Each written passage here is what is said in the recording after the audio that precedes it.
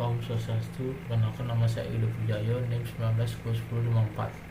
Di sini saya akan mempresentasikan hasil UAS saya yang itu mencoba memasukkan codingan 2 modul ke Google Colab. Di sini saya memasukkan codingan form Google Colab import drive ini untuk menyambungkan Google Colab ke Google Driver. Di Google Driver yang sudah saya sambungkan ini, saya sudah mengupload beberapa foto untuk mencoba pendeteksian tepi ini. Yang pertama ada deteksi tepi robot.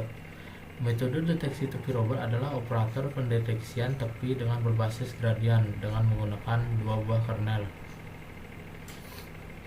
Nah, di sini saya sudah memasukkan suatu link foto yang sudah saya upload di Google Drive. Saya memasukkannya di CV2 Emret untuk dibaca. Dan ini adalah hasilnya.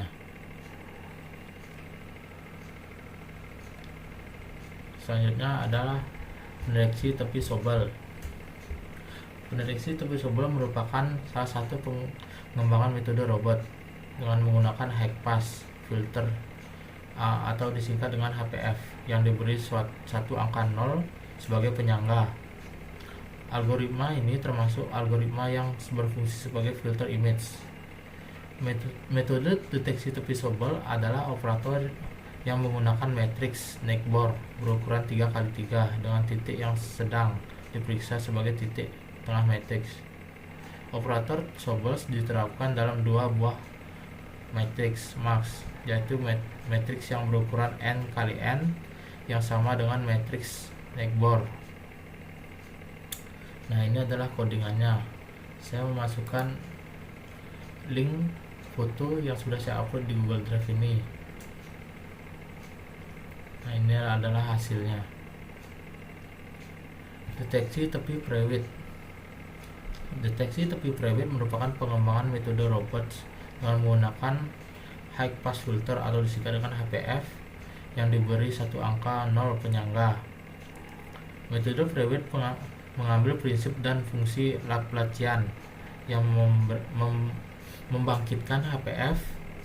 Deteksi tepi private dilakukan secara parsial dengan arah yang berlawanan dengan arah fungsi turunan pertama dan merupakan hasil gabungan dari convolutional gradient private arah X dengan arah Y.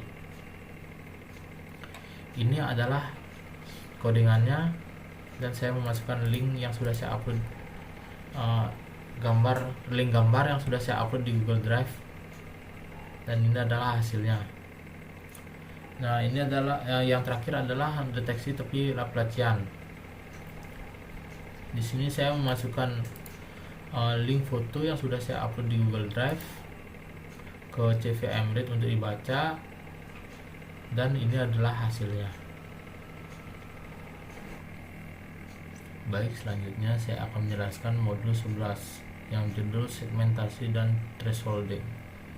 Pertama, saya juga sama memasukkan from Google Colab Input Drive ini untuk menyambungkan Google Colab dan Google Driver. Saya juga sudah memasukkan beberapa foto untuk menjalankan segmentasi dan thresholding ini. Pertama, ada thresholding. Siapkan sebuah gambar yang digunakan untuk proses thresholding. Thresholding adalah teknik segmentasi yang sangat populer, digunakan untuk memisahkan objek yang dianggap sebagai latar depan dari latar belakangnya. Nilai ambang batas diperlukan dalam proses ini. Ambang batas adalah nilai yang memiliki 2 wilayah di kedua sisanya, yaitu di bawah ambang batas dan di atas ambang batas. Dalam computer vision, teknik thresholding ini dilakukan pada citra grayscale. Jadi awalnya gambar harus konversi dalam ruang warna skala abu-abu. Pada library OpenCV untuk melakukan thresholding menggunakan CV2 threshold.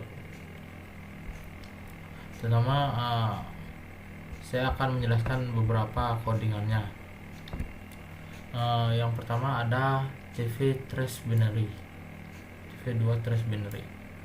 yaitu jika intensitas piksel lebih besar dari ambang batas yang ditetapkan, nilai disetel ke 255. Jika tidak, setel ke nilai 0 atau hitam. Yang kedua adalah CV2 binary INV, yaitu kasus terbalik atau kebalikan dari CV2 binary. Yang ketiga adalah CV2 trans, yaitu jika nilai intensitas piksel lebih besar dari ambang batas, maka akan terpotong ke ambang batas. Nilai piksel diatur agar sama dengan ambang batas. Semua nilai lainnya tetap sama. Yang selanjutnya ada trace to zero. Trace to zero ini adalah intensitas piksel diatur ke 0 untuk semua intensitas piksel kurang dari nilai ambang batas. Yang terakhir ada trace to zero INV, yaitu kasus terbalik atau kebalikan dari CV2 trace to zero. Dan ini adalah hasilnya. Selanjutnya ada adaptive thresholding. Pada proses adaptive thresholding pada OpenCV dapat dilakukan dengan dua cara, yaitu Mayan dan Gaussian. Pertama saya akan menjelaskan beberapa codingannya. CV2 adaptive threshold C adalah nilai ambang batas adalah rata-rata area tetangga. Yang selanjutnya adalah adaptive threshold Gaussian C,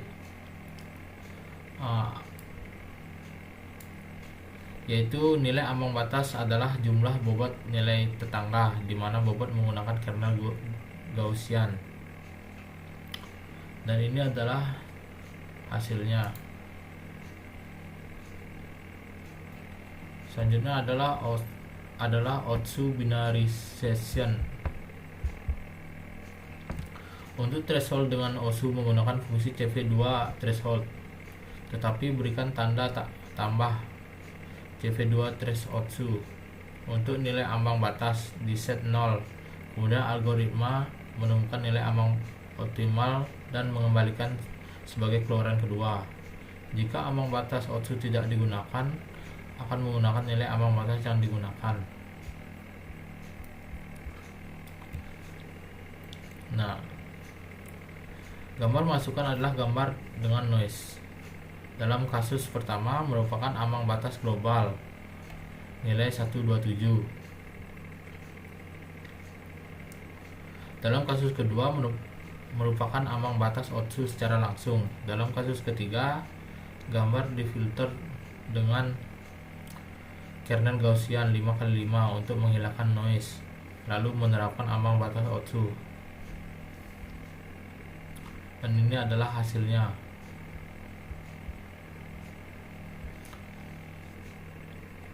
Selanjutnya ada image segment menggunakan K-means. Siapkan untuk proses segmentasi menggunakan fungsi CV2 K-means. Fungsi ini mengambil array 2D sebagai input. Karena gambar asli adalah 3D, maka perlu dimeratakan tinggi dan lebar menjadi vektor tunggal piksel. Dan ini adalah hasilnya. Dan ini adalah hasil originalnya. Sekian presentasi dari saya. Maaf jika ada salah kata. Saya ucapkan terima kasih. Om Santi Santi Santi Om.